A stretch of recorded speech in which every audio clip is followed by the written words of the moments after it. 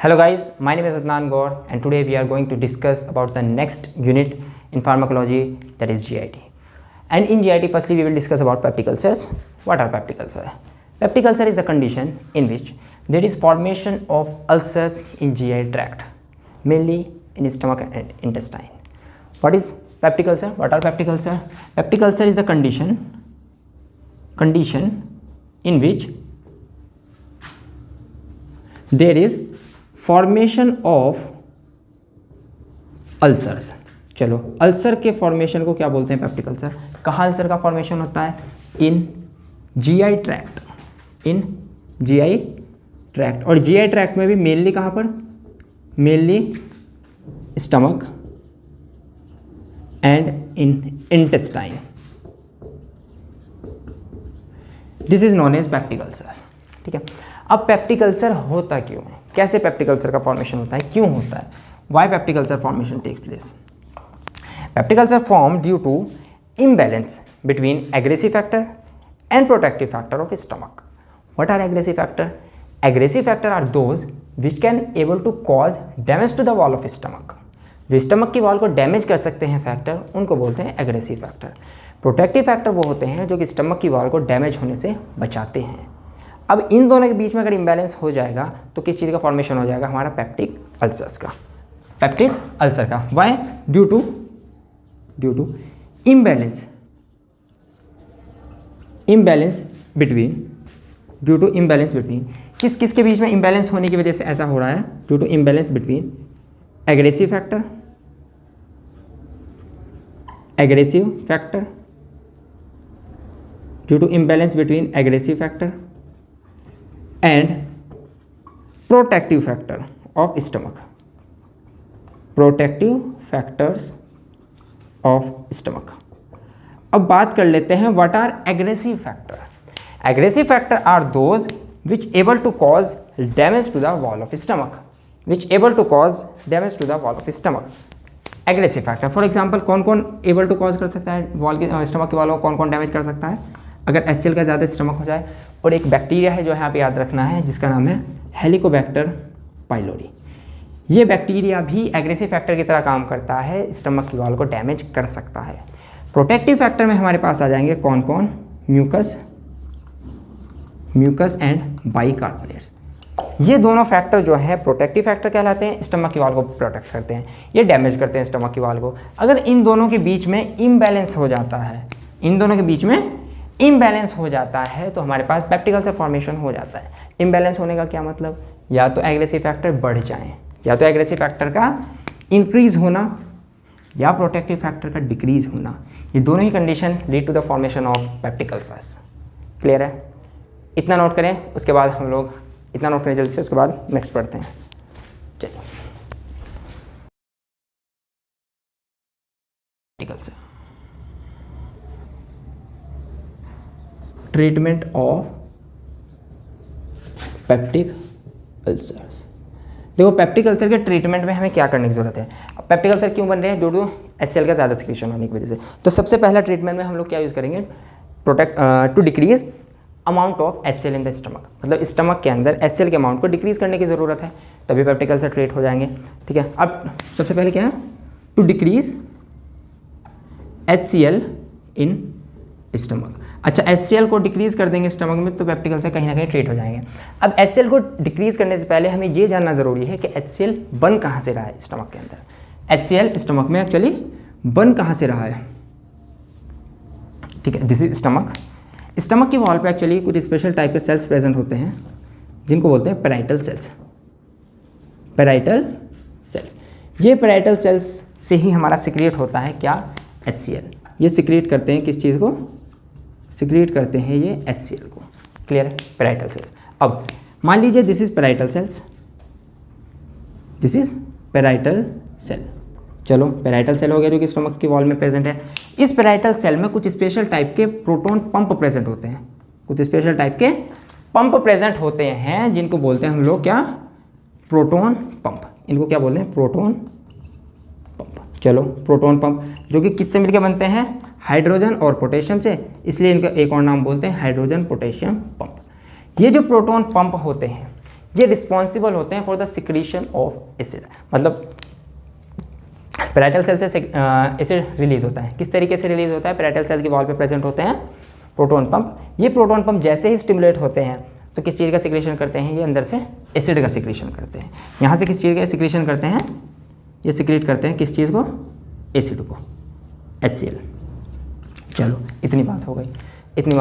Proton pump से acid secrete होता है। अब हमें क्या करना है? टू डिक्रीज HCl इन द स्टमक में HCl को डिक्रीज करने की ज़रूरत है। अब किस तरीके से डिक्रीज कर सकते हैं हम लोग एसिड को?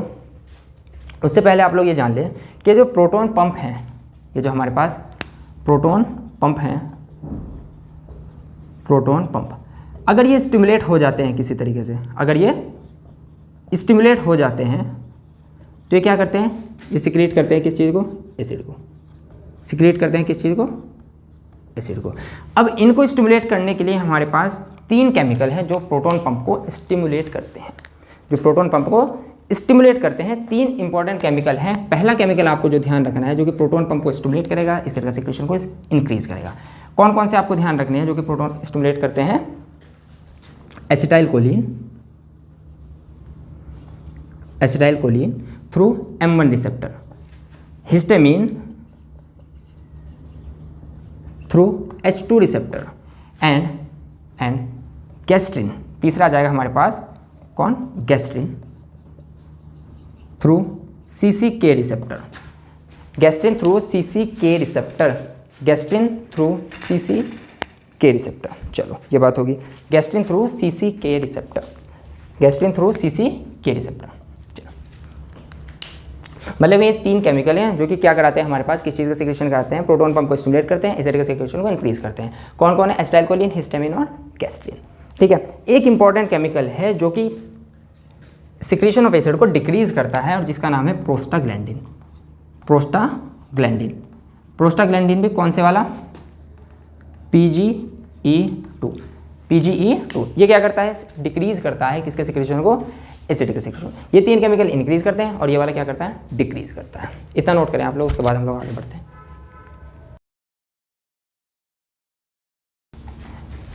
देखो हमने क्या बात की? इंक्रीज करते हैं HCl सिक्रीशन को। HCl को इंक्रीज करने वाले हमारे पास जो केमिकल हैं वो कौन कौन से हैं? एसिटाइल कोलिन है, हिस्टामिन है और कौन सा है? गैस्ट्रिन है। ये एक्ट करता है थ्रू M1 रिसेप्टर, ये एक्ट करता है थ्रू H2 रिसेप्टर और ये एक्ट करता है थ्रू CCK रिसेप्टर। अच्छा, HCl के सिक्रीशन को जो डिक्रीज करते हैं वो कौन आ जाएंगे हमारे पास? प्रोस्टाग्लैंडिन। वो प्रोस्टाग्लैंडिन भी कौन से वाले? PGE2। और PGE2 में भी जो आपको इंपॉर्टेंट एग्जांपल का ध्यान रखना है वो है मीज़ोप्रोस्टोल। ये मीज़ोप्रोस्टोल क्या करता है? HCl के सिक्रीशन को डिक्रीज करते हैं, बट ये वाले केमिकल HCl के सिक्रीशन को इंक्रीज करते हैं।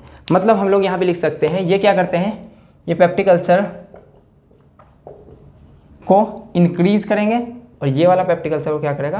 कहीं ना कहीं ट्रीट करेगा, पेप्टिक अल्सर को डिक्रीज करेंगे।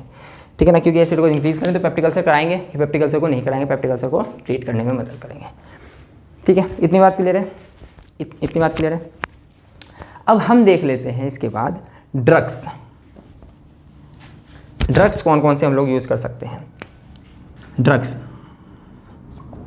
कौन कौन से हम लोग यूज़ कर सकते हैं टू ट्रीटमेंट पेप्टिक अल्सर और टू डिक्रीज एसिड सिक्रीशन? सबसे पहले आपको ध्यान रखना है हम लोग यूज़ कर सकते हैं ड्रग्स में, हम लोग सबसे पहले यूज़ कर सकते हैं M1 ब्लॉकर। मतलब इसको ब्लॉक कर देंगे, M1 को ब्लॉक कर देंगे, H2 को ब्लॉक कर सकते हैं। ठीक है ना, तो M1 ब्लॉकर। दूसरा हम लोग यूज़ कर सकते हैं क्या चीज़? H2 blocker. तीसरा हम लोग यूज़ कर सकते हैं क्या? तीसरा हम लोग यूज़ कर सकते हैं प्रोस्टाग्लैंडिन। प्रोस्टाग्लैंडिन पे कौन से वाला? PGE2, prostaglandin. और सबसे लास्ट में हम लोग ध्यान रखेंगे क्या चीज़? Proton pump inhibitors. Proton pump inhibitors. ठीक है, प्रोटॉन पंप इनहिबिटर्स। ठीक है, सबसे पहले देख लेते हैं M1 ब्लॉकर में कौन कौन आ जाएंगे हमारे पास। 2 इंपॉर्टेंट ड्रग आ जाएंगे। पहला आ जाएगा पाइरेंजेपिन और दूसरा आ जाएगा टेलेंजेपिन। चलो ये 2 ड्रग हो गए M1 ब्लॉकर। H2 ब्लॉकर में आ जाएंगे हमारे पास सिमेटिडीन जितने भी डीन डीन वाले हैं, रैनिटिडीन, लोरेटिडीन एंड फेमोटिडीन, ये सारे सारे हमारे H2 ब्लॉकर की तरह काम करते हैं। प्रोस्टाग्लैंडिन में कौन से वाला प्रोस्टाग्लैंडिन? PGE2, और PGE2 में भी सबसे इंपॉर्टेंट जो आपको ध्यान रखना है वो है मीजोप्रोस्टोल। चलो ये हो गया। Last, proton pump inhibitor, these are very important. Proton pump inhibitors, proton pump inhibitor में कौन कौन से ड्रग्स आ जाएंगे हमारे पास? प्राजोल वाले ड्रग जितने भी हैं, PRAZOLE, प्राजोल वाले ड्रग सारे सारे किस में आ जाएंगे हमारे पास? प्रोटॉन पंप इनहिबिटर में। फॉर एग्जांपल कौन कौन से? ओमिप्राजोल, लेंसोप्राजोल, पेंटोप्राजोल, रेबिप्राजोल, और कौन सा हो जाएगा? ठीक है, ये सारे सारे जितने भी प्राजोल वाले ड्रग हैं हमारे पास इसमें आ जाएंगे। तो ट्रीटमेंट में हम लोग कौन कौन से ड्रग देंगे? M1 ब्लॉकर, H2 ब्लॉकर और प्रोस्टाग्लैंडिन देंगे और प्रोटॉन पंप इनहिबिटर देंगे। ट्रीटमेंट ऑफ किस चीज़ के? पेप्टिक अल्सर के। इतना नोट करें, उसके बाद आगे बढ़ते हैं।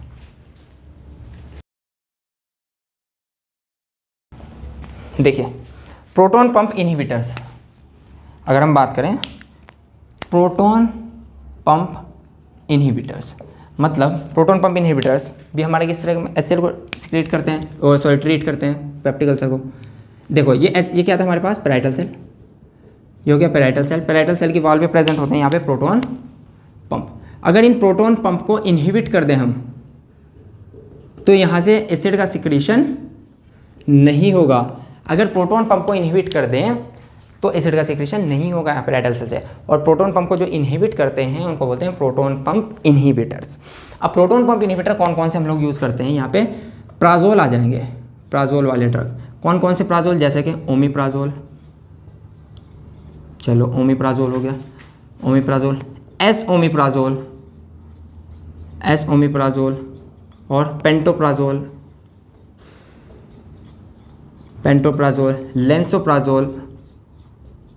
लेंसोप्राजोल और कौन सा प्राजोल हो जाए? रेबिप्राजोल।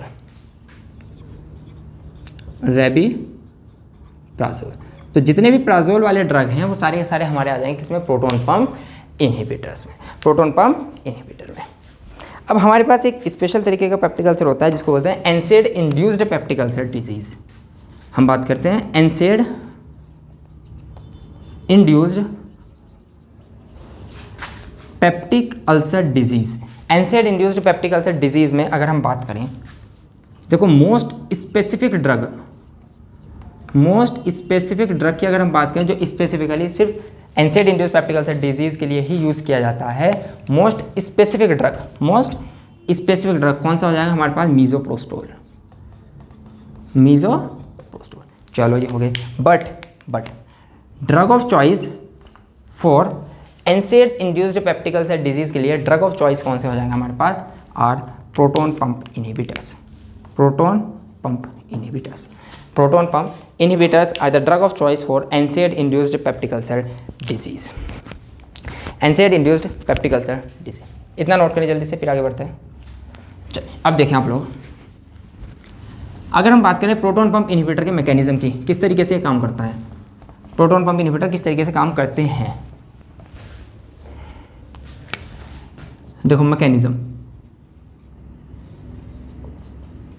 प्रोटॉन पंप इनहिबिटर किस तरीके से काम करते हैं। पहला आप लोग ध्यान रखें किसका मैकेनिज्म? प्रोटॉन पंप इनहिबिटर का। सबसे पहले